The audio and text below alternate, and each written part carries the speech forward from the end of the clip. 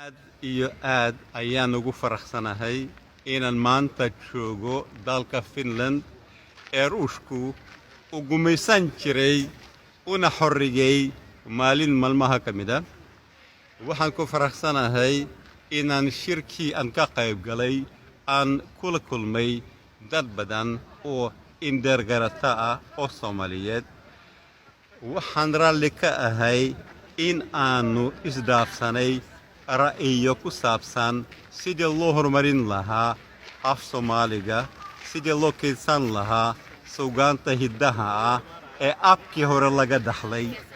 Waxaan raalli ka ahay in mahmaahaha anigu aan aad iyo aad u jeclahay ee Soomaaliyeed in la wada jecel yahay, in la doonayo in la barto, in laga salgaaro, in la garto macaanaha qotada dheer leh ee ku abuuran.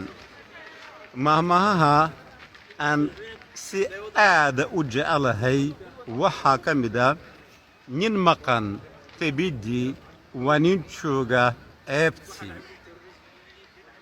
Dad badan oo dhalinyaro ah ma garanayaan macaanaha ku qarsoon mahmaahda aan soo sheegay.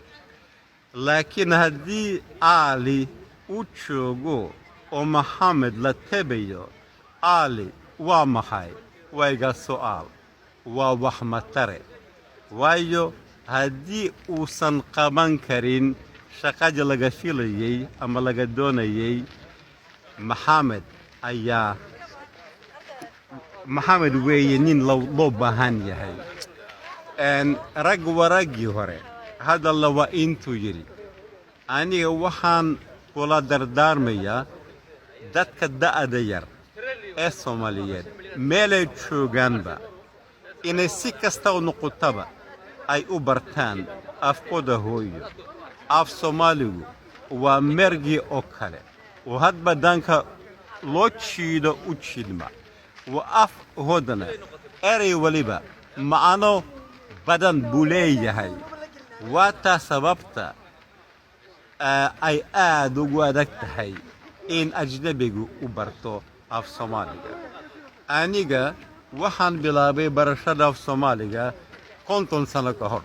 Weli kama salgaarin, weli waa sii baranayaa. Waxaan doonayaa dhalinyarada Soomaaliyeed inay ila bartaan afkooda hooyo ee aad iyo aad u macaan u qurxon. mahadsanid waad mahadsantihiin idinka mudan. mahadsanid